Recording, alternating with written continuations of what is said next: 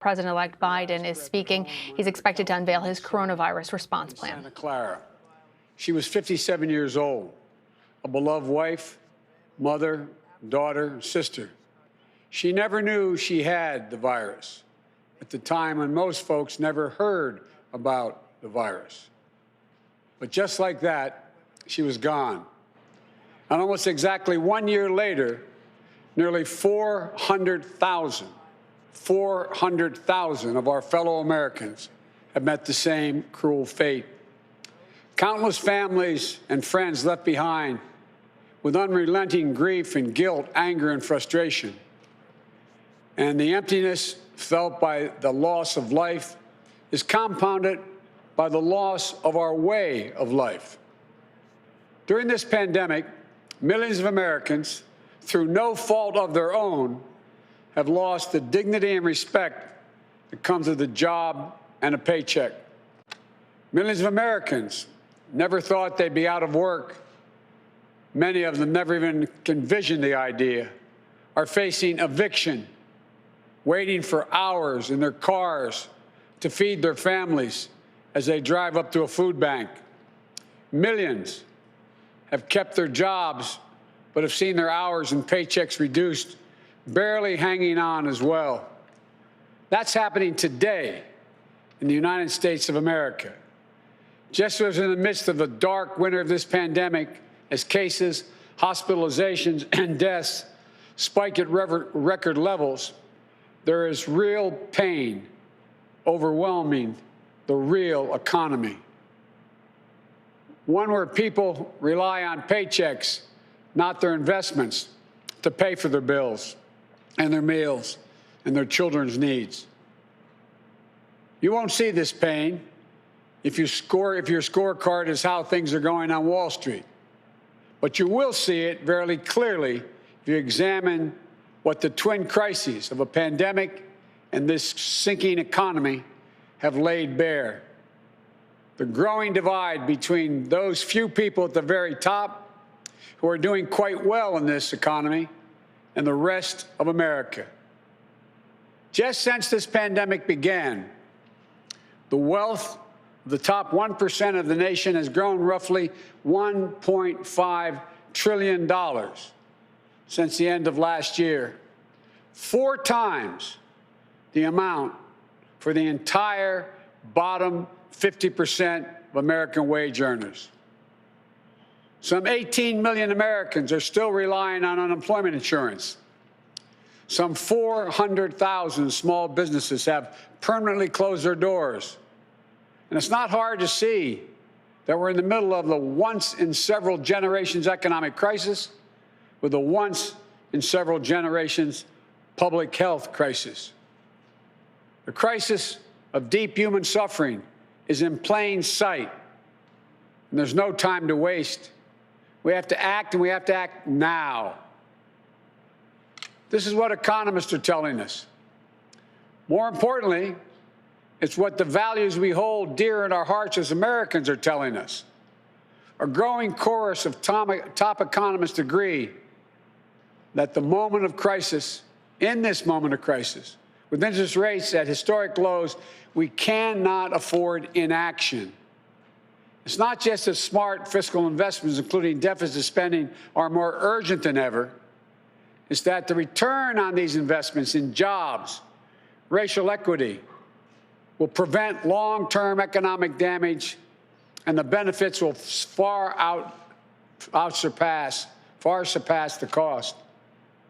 A growing number of top economists has shown even our debt situation will be more stable, not less stable, if we seize this moment with vision and purpose.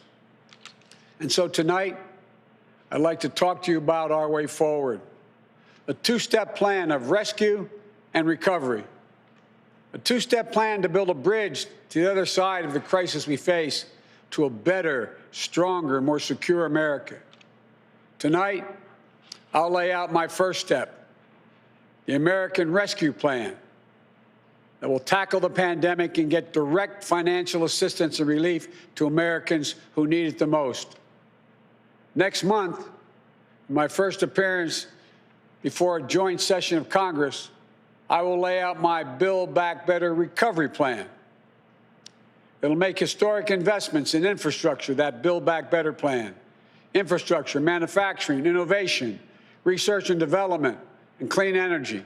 Investments in a caregiving economy and in skills and training needed by our workers to be able to compete and win in the global economy of the coming years. Moody's, an independent Wall Street firm, said my approach will create more than 18 million good-paying jobs. Our rescue and recovery plan is a path forward with both seriousness of purpose and a clear plan, with transparency and accountability, with a call for unity that is equally necessary. And unity is not some pie-in-the-sky dream. It's a practical step to getting the things we have to get done as a country get done together. As I said when it passed in December, the bipartisan COVID-19 relief package was a very important first step. And I'm grateful for the Democrats, Republicans, and independent members of Congress who came together to get it done. But I said at the time, it's just a down payment. We need more action, more bipartisanship, and we need to move quickly. We need to move fast. Our rescue plan starts aggressively in order to speed up our national COVID-19 response. The vaccines offer so much hope, and we're grateful to the scientists and researchers and everyone who participated in the clinical trials. We're also grateful for the rigorous review and testing that has led to millions of people around the world already being vaccinated safely. But the vaccine rollout in the United States has been a dismal failure thus far. Tomorrow, I will lay out our vaccination plan to correct course and meet our goal of 100 million shots at the end of my first 100 days as president. This will be one of the most challenging operational efforts we have ever undertaken as a nation. We'll have to move heaven and earth to get more people vaccinated, to create more places for them to get vaccinated, to mobilize more medical teams to get shots in people's arms, to increase vaccine supply, and to get it out the door as fast as possible. We'll also do everything we can to keep our educators and students safe, to safely reopen a majority of our K-8 schools by the end of the first 100 days. We can do this if we give the school districts, the schools themselves, the communities, the states, the clear guidance they need, as well as the resources they need that they can't afford right now because of the economic dilemma they're in. That means more testing and transportation, additional cleaning and sanitizing services in those schools, protective equipment and ventilation systems in those schools. We need to make sure that workers who have COVID-19 symptoms are quarantined, and those who need to take care of their family members with COVID-19 symptoms should be able to stay home from work and still get paid. This will reduce the spread of the virus and make sure workers get the support they need to maintain their families.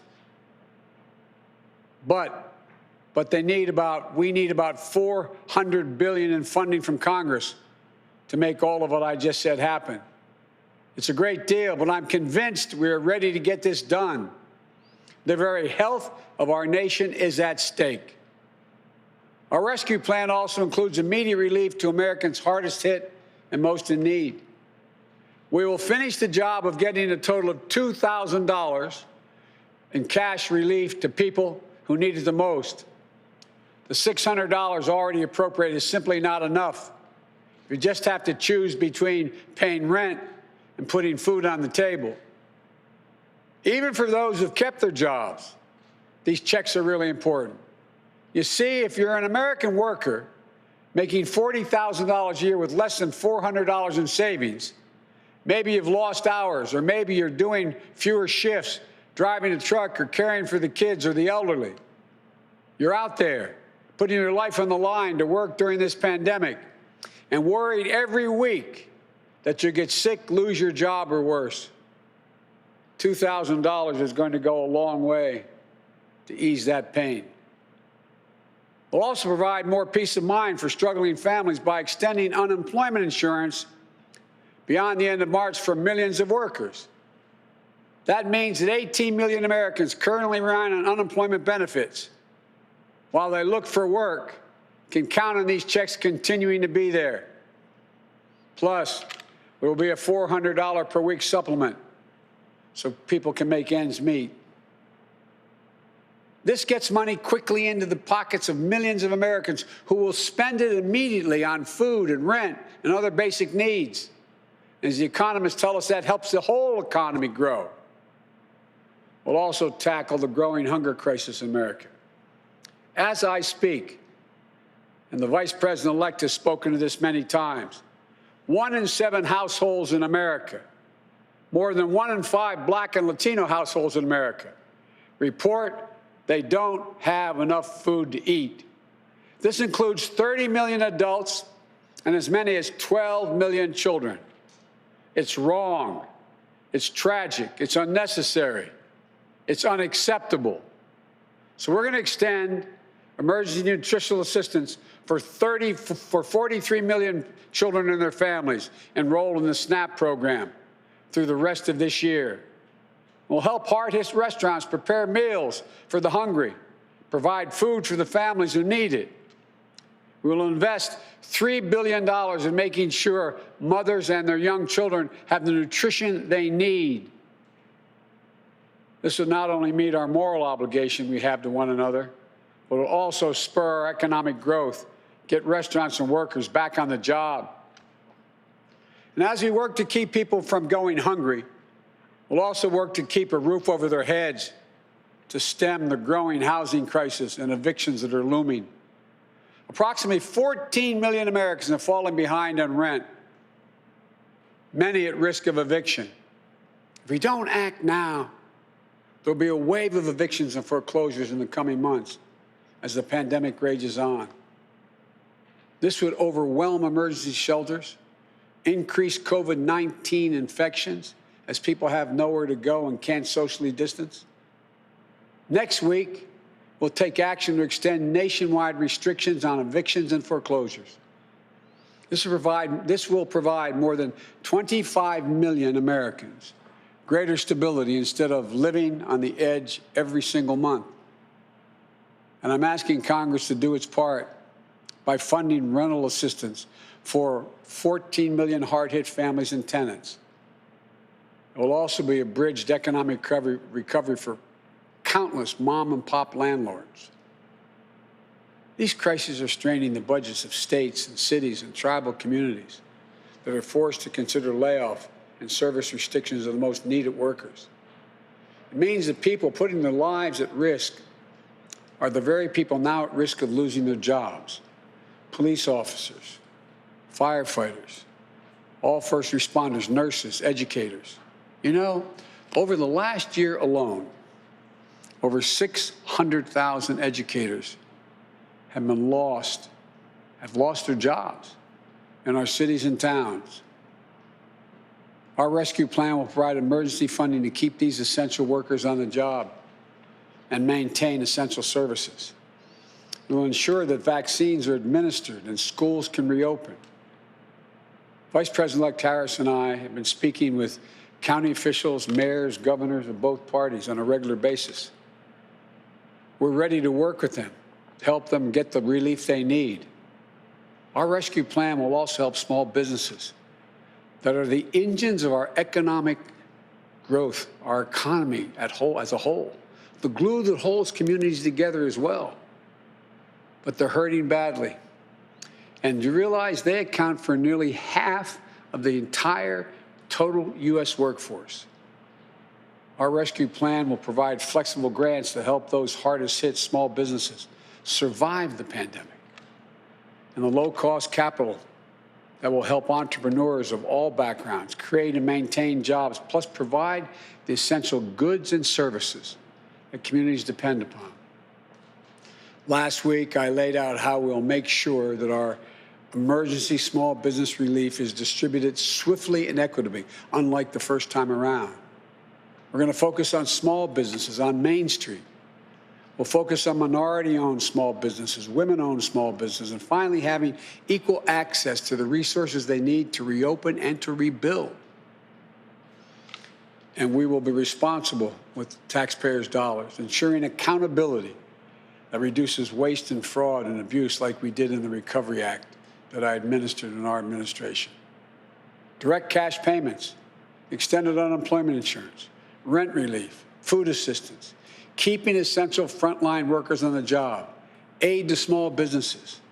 These are the key elements to the American Rescue Plan that would lift 12 million Americans out of poverty and cut child poverty in half.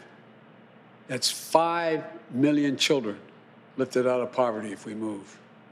Our plan will reduce poverty in the Black community by 1/3, reduce poverty in the Hispanic community by almost 40%. And includes much more, like an increase in the minimum wage to at least $15 an hour. People tell me that's going to be hard to pass. Florida just passed it. As divided as that state is, they just passed it. The rest of the country is ready to move as well. It should be a national minimum wage of $15 an hour. No one working 40 hours a week should live below the poverty line. That's what it means. If you work for less than $15 an hour and work 40 hours a week, you're living in poverty. It includes access to affordable child care that will enable parents, particularly women, to get back to work. I look forward to working with members of Congress of both parties to move quickly to get the American Rescue Plan to the American people. And then we can move with equal urgency and bipartisanship to my Build Back Better recovery plan that I will call for next month to generate even more economic growth. American manufacturing was the arsenal of democracy in World War II. It will be so again. Imagine a future made in America, all made in America, and all by Americans. We'll use taxpayers' dollars to rebuild America. We'll buy American products, supporting millions of American manufacturing jobs, enhancing our competitive strength in an increasingly competitive world. Imagine historic investments in research and development to sharpen America's innovative edge in markets where global leadership is up for grabs. Markets like the battery technology, artificial intelligence, biotechnology, clean energy. Imagine confronting the climate crisis with American jobs and ingenuity leading the world. It's time to stop talking about infrastructure and to finally start building an infrastructure so we can be more competitive. Millions of good-paying jobs that put Americans to work rebuilding our roads, our bridges, our ports, to make them more climate resilient, to make them faster, cheaper, cleaner, to transport American-made goods across our country and around the world. That's how we compete. And imagine millions of jobs in a caregiving economy to ease the financial burden of caring for young children and aged loved ones. Let's make sure our caregivers, mostly women, women of color, immigrants, have the same pay and dignity that they deserve. So we can do these bold, practical things now.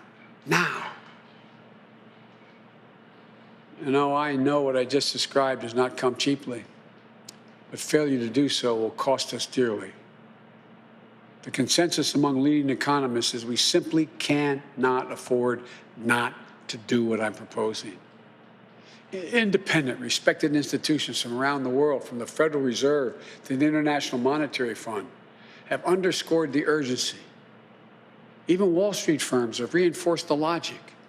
If we invest now boldly, smartly, and with unwavering focus on American workers and families, we will strengthen our economy, reduce inequity, and put our nation's long-term finances on the most sustainable course. And where we're making permanent investments, recurring investments, as I said in the campaign trail, we will pay for that by making sure that everyone pays their fair share, not punishing anybody. We can do it without punishing a single person by closing tax loopholes for companies that ship jobs overseas, or to allow American companies, 90 of them, the top Fortune 500, to pay zero in federal income taxes. asking everyone to pay their fair share at the top so we can make permanent investments to rescue and rebuild America. It's the right thing for our economy. It's the fair thing. It's the decent thing to do. We not only have an economic imperative to act now, I believe we have a moral obligation. In this pandemic, in America, we cannot let people go hungry.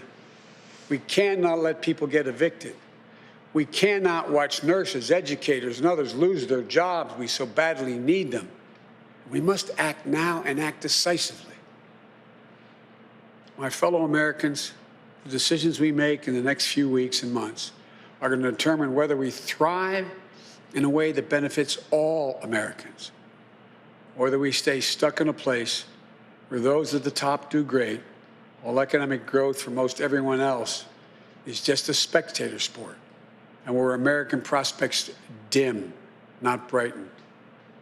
These investments will determine whether we reassert American leadership and outcompete our competitors in a global economy. We're better equipped to do this than any nation in the world. Or that we watch them catch up and pass us by. Together, I know which path we'll choose. That includes all Americans, so we can own the 21st century. But even with all of these bold steps, it's going to take time to get where we need to be. There will be stumbles, but I will always be honest with you about both the progress we're making and what setbacks we meet. And there will, and here's the deal, the more people we vaccinate, the faster we do it, the sooner we can save lives and put this pandemic behind us and get back to our lives and our loved ones. And the sooner we can rescue and rebuild the American economy, the biggest and most profitable engine in the world. I know it's been nearly a year that tested us beyond measure. For all of you who have lost someone, my heart goes out to you. I know that feeling looking at that empty chair across the table. All of you who've fallen on hard times, I know you can never get back what you lost. But as your president, I know that every day matters and every person matters. From the very first to the nearly 400,000 lost American souls and counting, to the millions of you just looking for a fighting chance in this economy, I promise you, we will not forget you. We understand what you're going through. We will never, ever give up. And we will come back. We'll come back together. Well, we didn't get into all this overnight. We won't get out of it overnight. And we can't do it as a separated and divided nation. The only way we can do it is to come together as fellow Americans, as neighbors, as the United States of America. And when we do, there's nothing beyond our capacity. I've said this many times. When America acts as one, there's never been a single thing we've been unable to do, no matter how consequential the issue has been. Out of all the peril of this moment, I want you to know, I give you a word, I see the promise as well. We've seen clearly what we face now. And I remain so optimistic about America. As optimistic as I've ever been. We have everything we need, but the will must be demonstrated. So come Wednesday, we begin a new chapter. The Vice President-elect and I will do our best to meet all the expectations you have for the country and the expectations we have for it. I'm confident. I am truly confident. Together, we can get this done and come out better off than when we went into this crisis.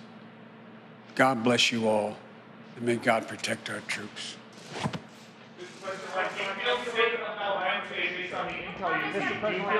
Have you heard from the parliamentarian about bifurcation, sir? Will bifurcation work with this agenda and impeachment?